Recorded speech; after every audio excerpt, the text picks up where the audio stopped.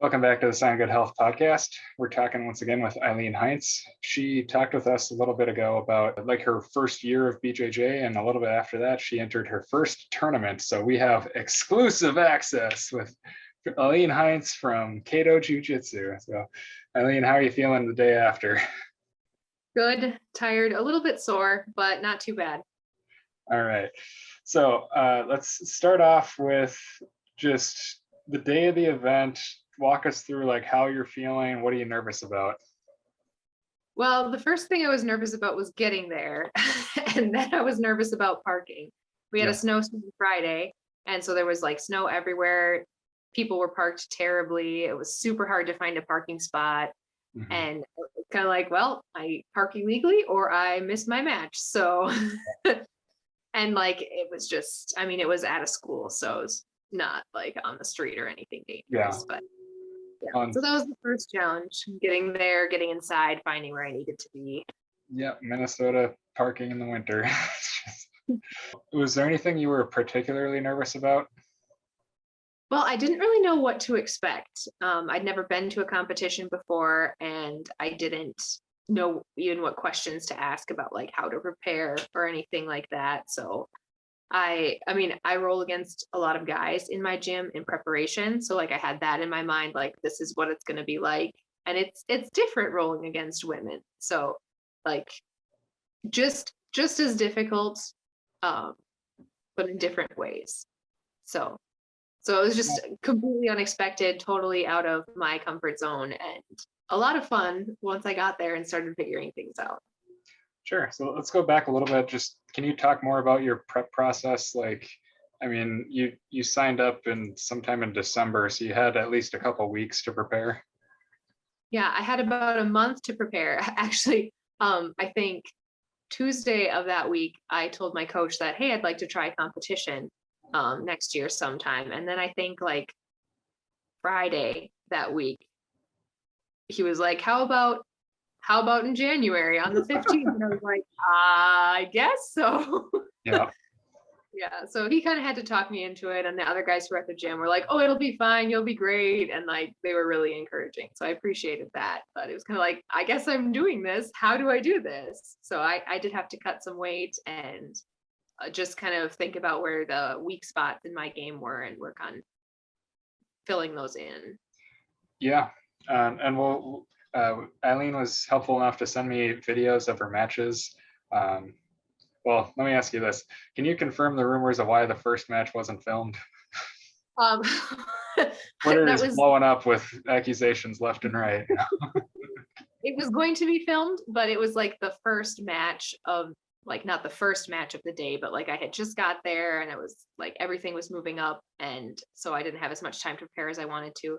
I asked some friends to film it. And then we got started and they were just so excited watching the match, they forgot to turn the camera on. Okay. So we don't have the open class absolute one filmed, but that was pretty similar to the ones. Yeah, I was going to ask, like, who did you go with? I mean, you said you had friends. I think your sister was there from the sound of the audio. Yeah. Yep. So for the very first one of the day, it was just friends from the gym. But by the afternoon, my sister was able to be there. She and her boyfriend came. Dad had cows to take care of in the snow, and that's always 10 times harder than when there's not snow. So he and the rest of the family weren't able to make it, but we kept them up to date on social media, and they got to. Yeah, it's important. All right, round two, trying after some technical issues. We're once again talking with Eileen Heintz. She just finished her first jiu-jitsu tournament, and we're going to look at some of her footage and see how it went. So we are going to start the match, and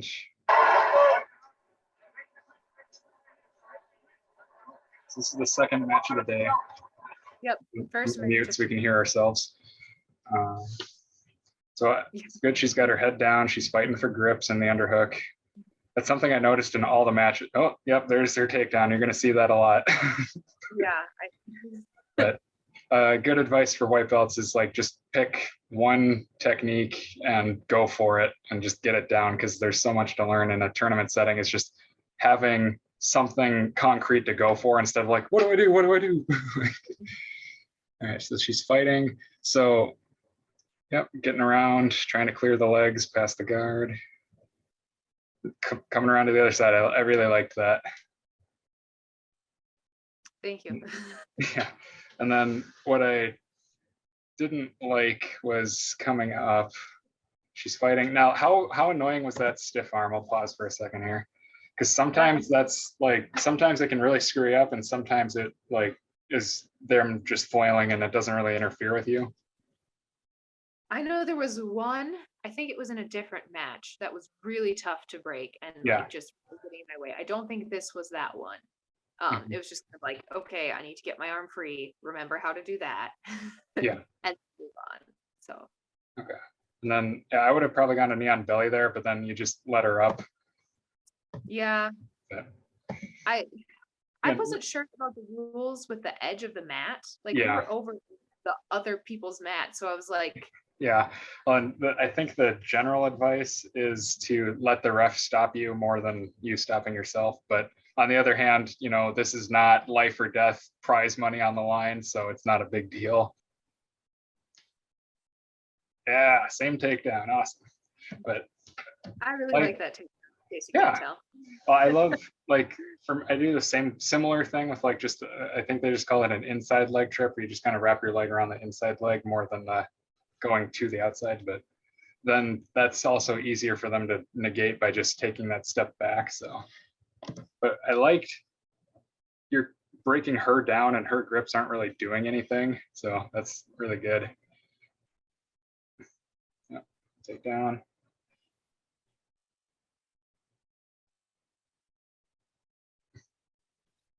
And then, yeah, you started a little bit ahead. Yeah, you started to go into this Americana, and I was trying to tell, like, were you not past the elbow?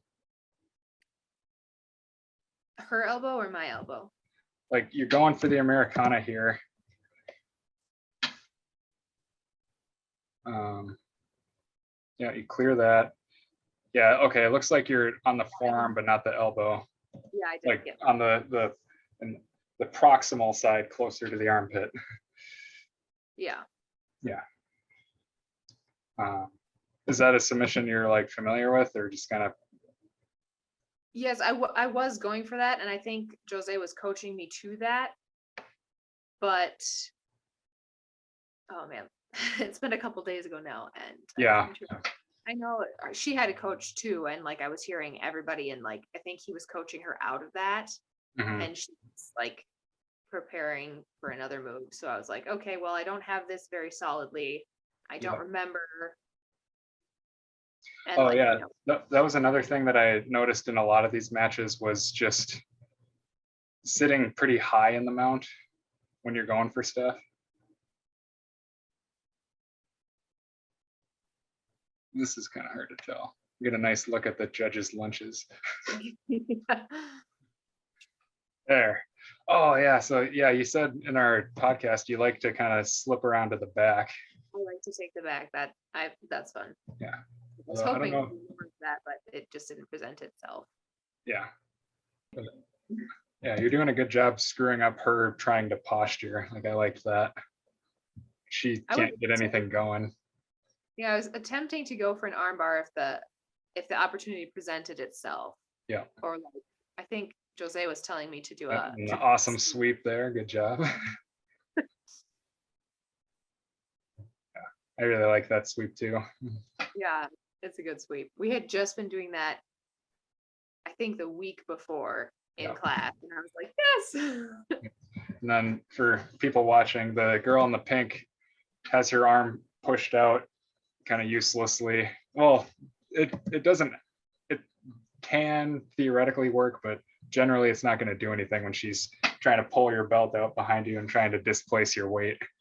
You're just opening yourself up. Then Eileen's trying to work her way for an arm bar, it looks like. Yeah. And then she's like, yep, just trying to get everything back. She saw that. Yep. Just working her way over, shoving an arm. Good staying in position when she bumps you. Do you feel like, how would you rate your I think I've just heard the term hip sensitivity to kind of feel what your opponents, when they're going to do the bump.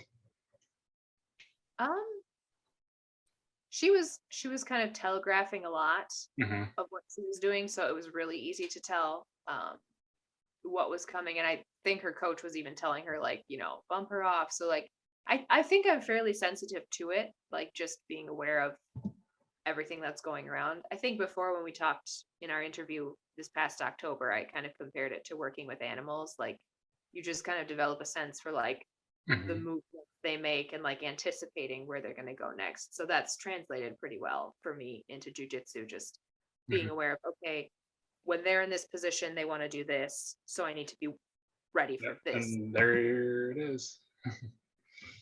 Yeah. Yeah, I really like that analogy. And what I've heard about for developing, maintaining mount is that same kind of thing of like riding a bucking horse, and it kind of applies to the back too, of just having them basically try to throw you off, and that just takes time. But so Yeah. she got the either a collar or Ezekiel choke or something, it looks like.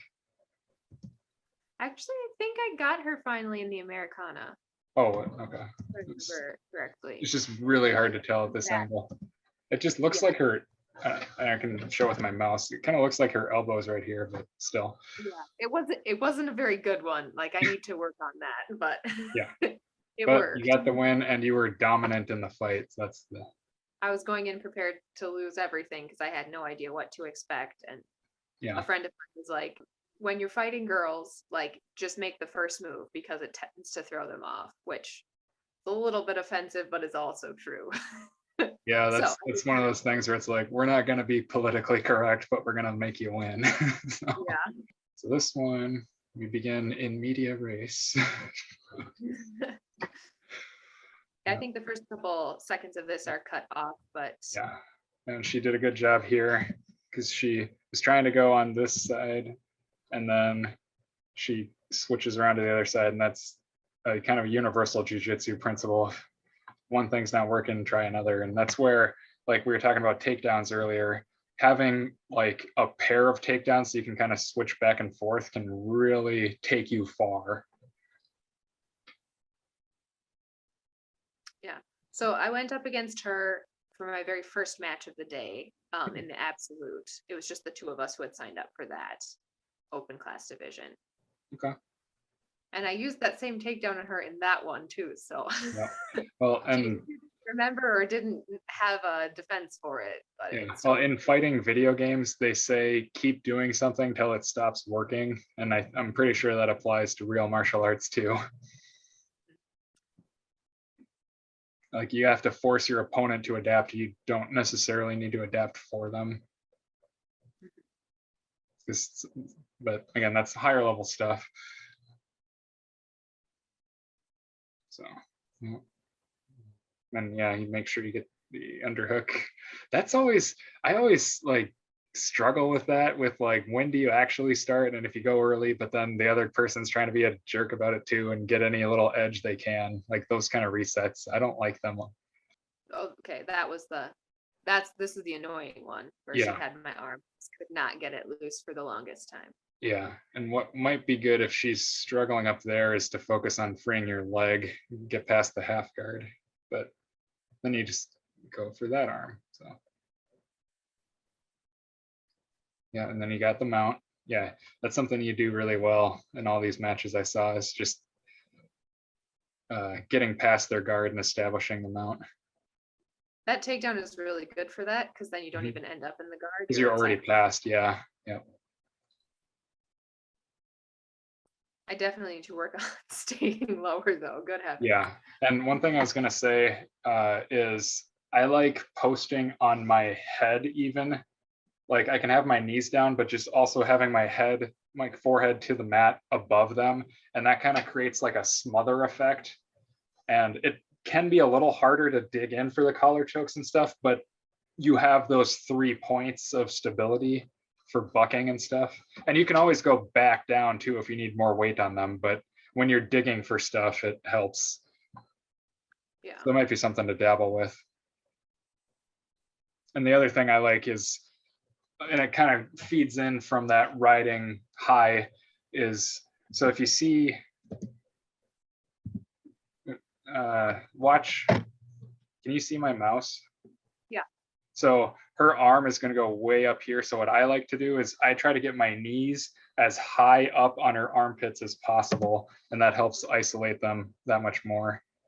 So like right there, you know, and obviously she's starting to tip you, but bringing your knees up into this armpit area to close that gap,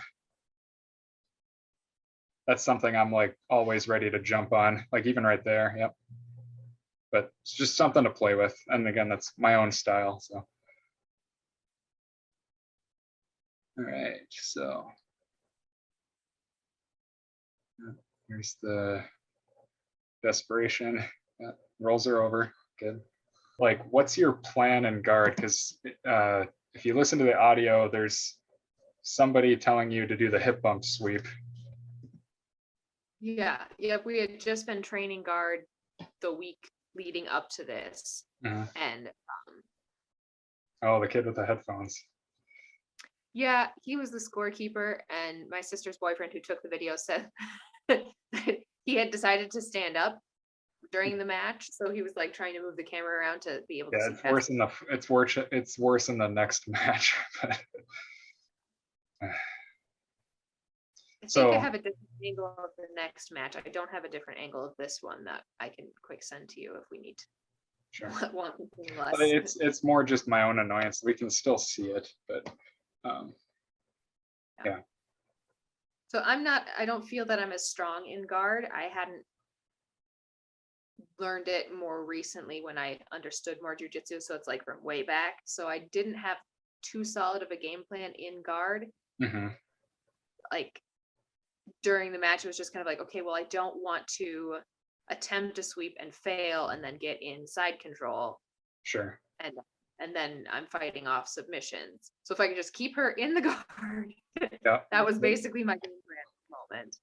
That's definitely something I think it's your mom or somebody telling you you're ahead on points. So.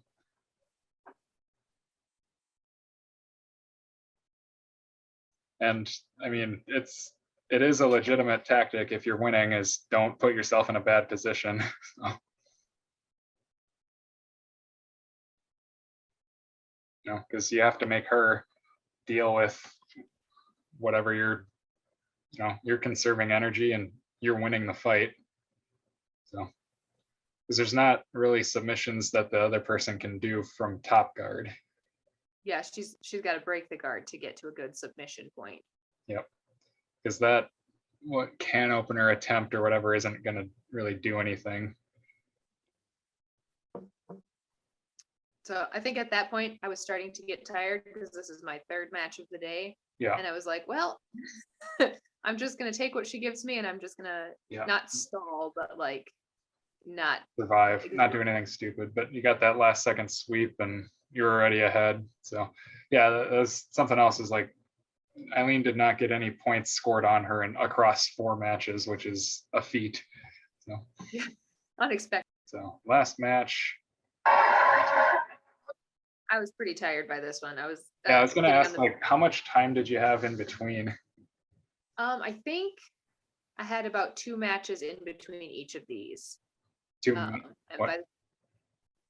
so said you had 2 matches in between? Yeah.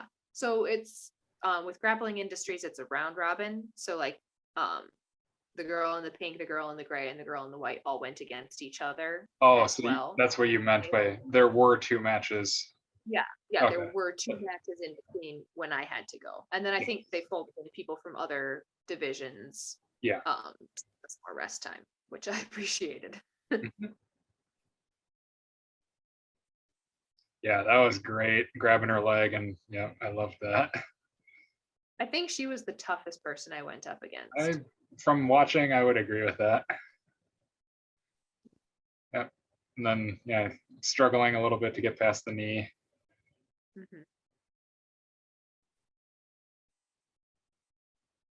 Got there. Good.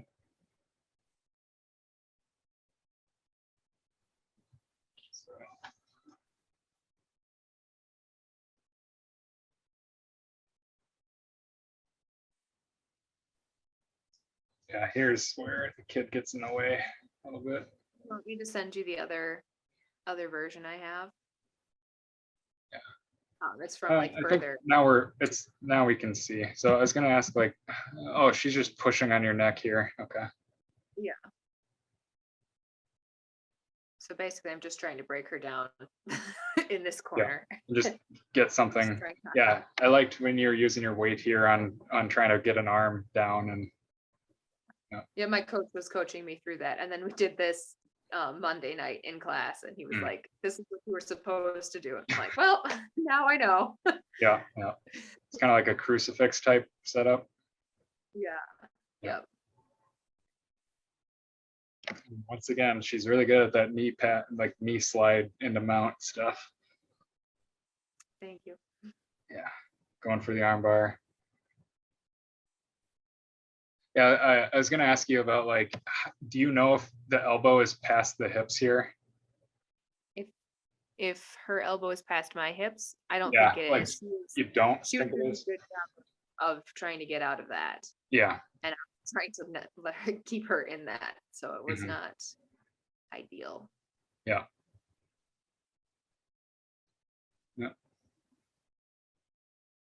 Yeah, good. I think your coach was telling you to grab your own lapel and you kind of knew it. Going for that angle is good. Step by step. Yeah. Just jiu-jitsu is very much that game of inches. So. I need to work on not giving up so easily. I think I could have fought that through Yeah, a little bit more. I was pretty tired. Here you can even roll over your own shoulder and get the face down arm bar. But even back, well, and for myself, I'm pretty reluctant to, let's go back to the initial arm bar. Like, okay, you are pretty far over her. So it might just be, yeah, I was gonna say, but rewatching it, you do get a good job of being like parallel to the floor over her. It's just that little step. It's working on hip. It might be a hip flexibility thing, or the other part is, I'll see if I can show it.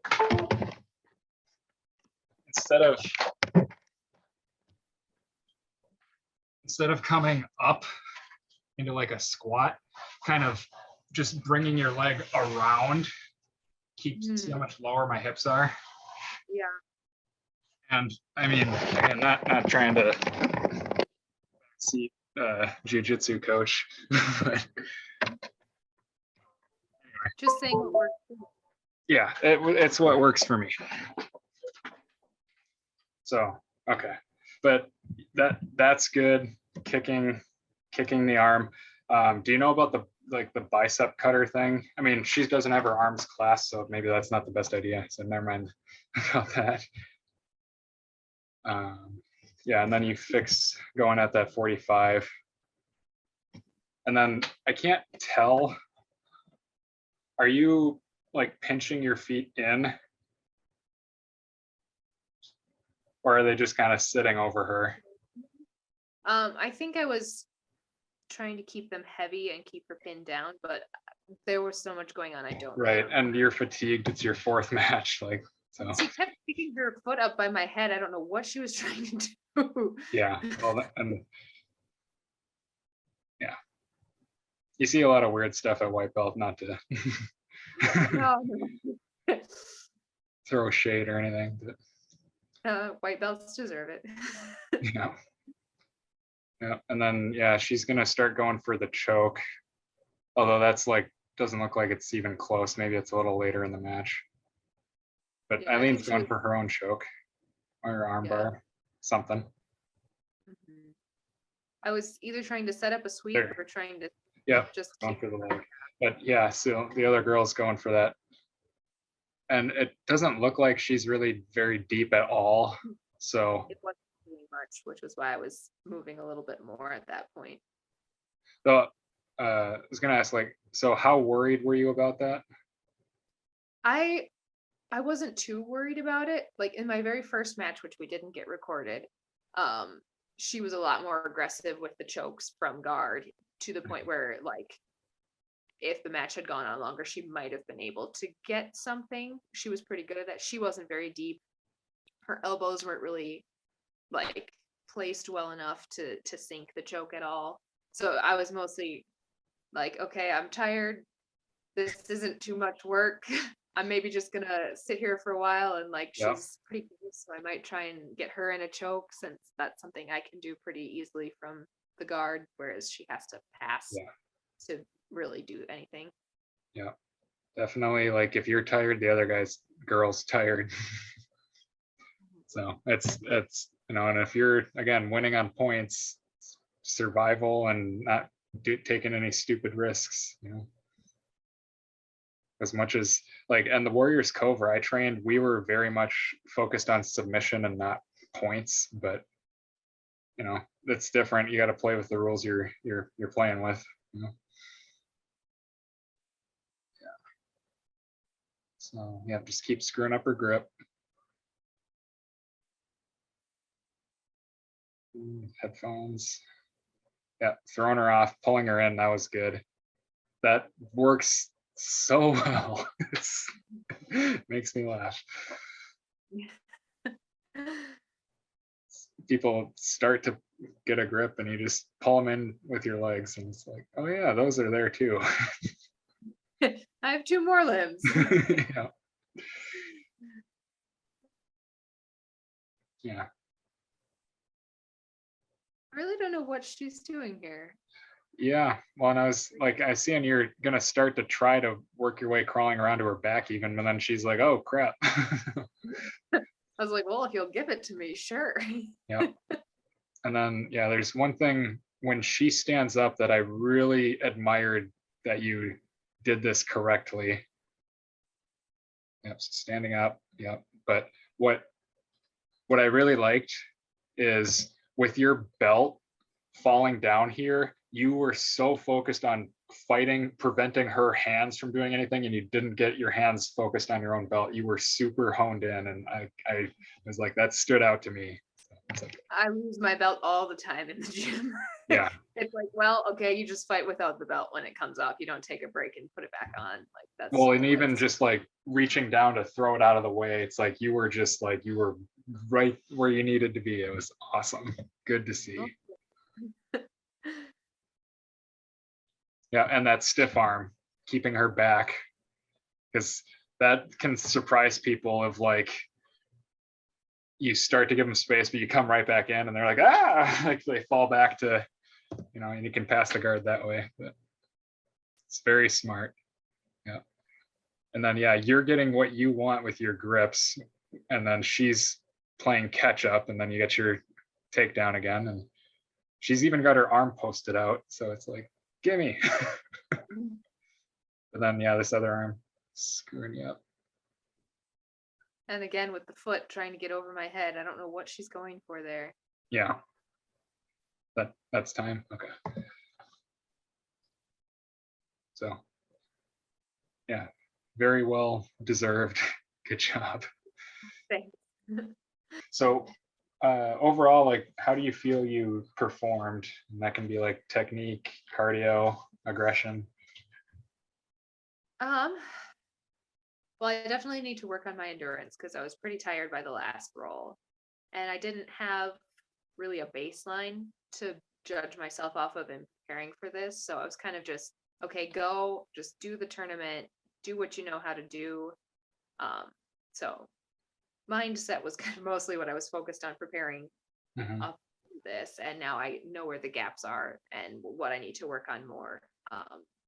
I'm very glad I didn't get into bottom side control because I always struggle there. I need to work on that a lot more, getting out of like sweeping or submitting from guard, or like once I get into guard, I need to work on that part of my game. I'm definitely excited to do another tournament sometime. I don't know when I will, but hopefully soon. Good. Yeah, one thing I remember from my first tournament was like I had the same kind of thing. Like I was exhausted going into the championship match, And my mindset was just like, I'm gonna give him a fight. Like if I'm going down, he's gonna earn it. And I did end up winning, but because ahead of that match, I had people telling me, "Oh, this guy's really good" or whatever. And it's like, I'm going down swinging. So yeah, it's just that, like, even though you're tired, it's that not giving up mentality that's really good. Yeah, and I think it helps to go into each match going, I could lose this one, instead of Yeah. thinking, oh, well, I won the first two, so I'm gonna win this one too. Like, just always be prepared that this match is its whole own thing, and like you Yeah. just Well, forget it. yeah, and that's where like my mantra of like just give him a fight. Like don't just roll over and give it to him. Like make him give it a fight. Like you can go for it. So did your, and you don't have to share this publicly if you don't want to, but did your coach say anything like stuff to work on? He hasn't gone into like any detail about things. Yeah, I think I surprised him by how well I did. Because Yeah. he just kept saying that, like, where is this in the gym? And like I thought about that too a little bit, but like in the gym, I'm focused on technique and like really learning things so that I understand. And on the mats, it's like, well, I'm not going to learn anything here. Like it's survival mode, and that's the Yeah. big difference there. Yeah. And yeah, that's definitely like something when you, and not everybody who competes will find, is like I very much agree with the phrase of like you sink to the level of your training. A lot of stuff flies out the window, and the basic stuff you have down, that's what you end up using. And like every time I've had a layoff from jiu-jitsu, like some of the more advanced stuff, but I still have that the core fundamental toolbox of techniques to work with. So um, so I think that's about what I had for questions. But again, just congratulations, and you already covered that you're planning to do more competitions. So we'll keep working on getting better at commentary and all that.